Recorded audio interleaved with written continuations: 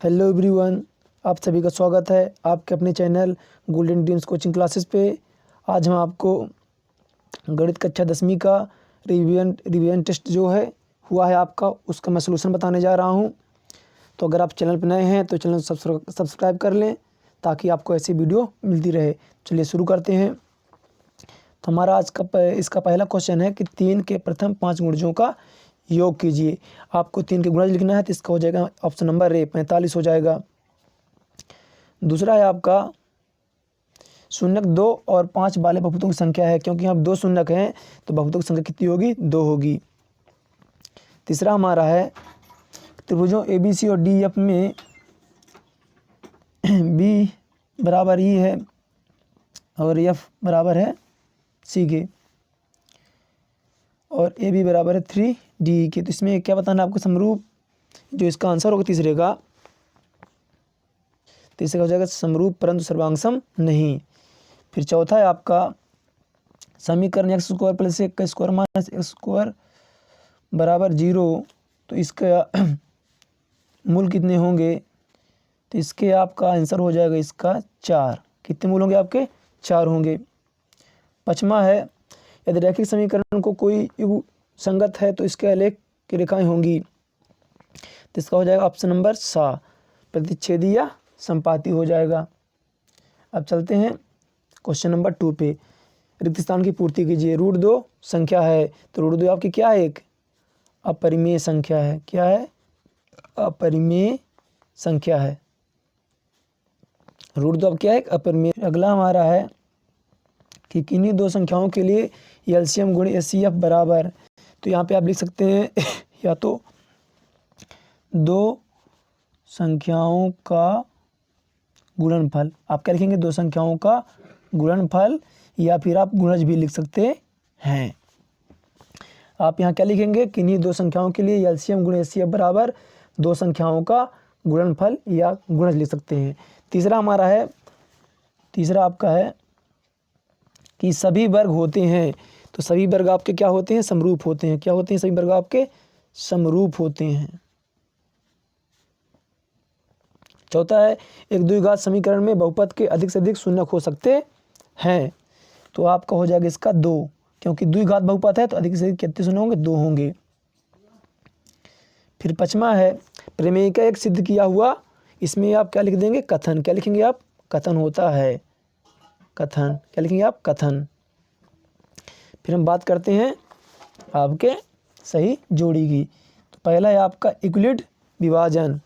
तो इसमें आप पहले में आपको हो जाएगा, पहले का आपको हो जाएगा पहला जो आपका इसका आंसर बनेगा आपका एल्गोरिथम। मूल बिंदु का हो जाएगा 0 0 alpha plus beta minus B अपान को एक पल होता है। एक्स की घात 3 त्रिघात समीकरण और ये हो जाएगा आपका ए।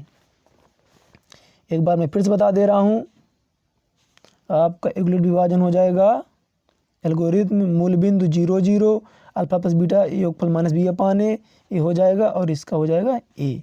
अगला देखते हैं हमारा पहला एक प्राकृतिक संख्या का अभाज्य गुणनखंड उसके गुणनखंडों के क्रम को छोड़ते हुए अद्वितीय होता है।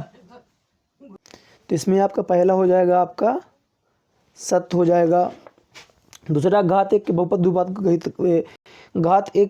को द्विघात बहुपद कहते हैं। आपका सत्य है क्योंकि द्विघात बहुपद में 2 घात होनी चाहिए।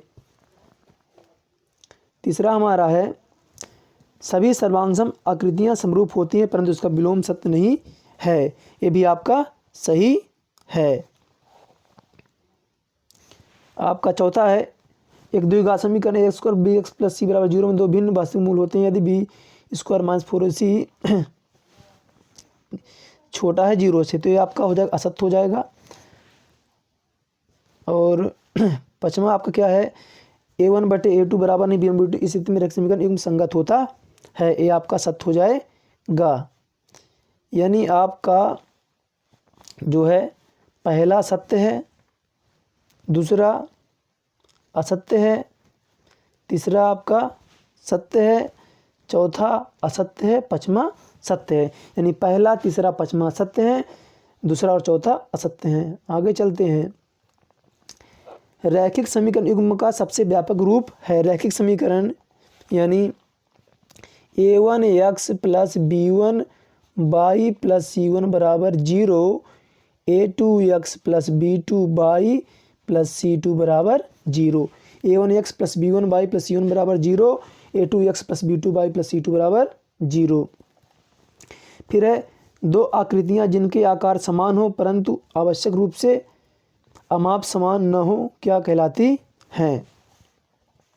दूसरा आपका हो जाएगा समरूप परंतु दूसरे में आप क्या हो जाएगा, समरूप हो जाएगा।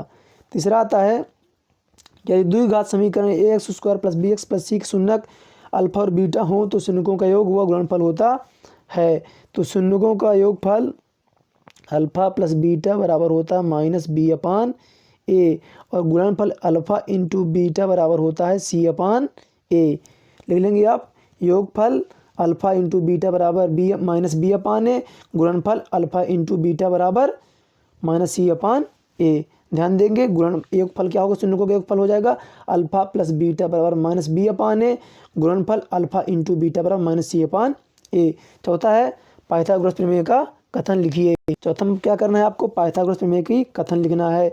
तो पाइथागोरस प्रमेय क्या कहती है कि किसी समकोण त्रिभुज में कर्ण का वर्ग अन्य दो भुजाओं के वर्गों के योगफल के बराबर होता है। आप लिख लीजिए किसी समकोण त्रिभुज में कर्ण का वर्ग अन्य दो भुजाओं के वर्गों के योगफल के बराबर होता है। या आप ऐसे लिख सकते हैं किसी समकोण त्रिभुज में सबसे बड़ी भुजा का वर्ग अन्य दो भुजाओं के वर्गों के योगफल के बराबर होता है। आप इसको लिख लीजिए कि किसी समकोण त्रिभुज में सबसे बड़ी भुजा का वर्ग अन्य दो भुजाओं के वर्गों के योगफल के बराबर होता है। पांचवा आपका क्या है कि समरूप आकृतियों के दो भिन्न भिन्न उदाहरण दीजिए। तो इसमें आपका हो जाएगा पहला सभी वर्ग, जितने भी वर्ग होते हैं क्या होते हैं, समरूप होते हैं। दूसरा हो जाएगा सभी वृत्त, वृत्त भी क्या होते हैं, समरूप होते हैं।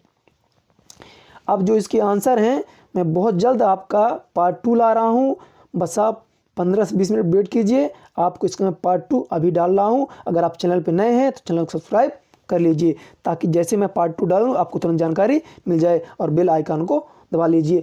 बस आप इसको कंप्लीट करिए, तब तक मैं तुरंत पार्ट 2 आपके लिए ला रहा हूँ।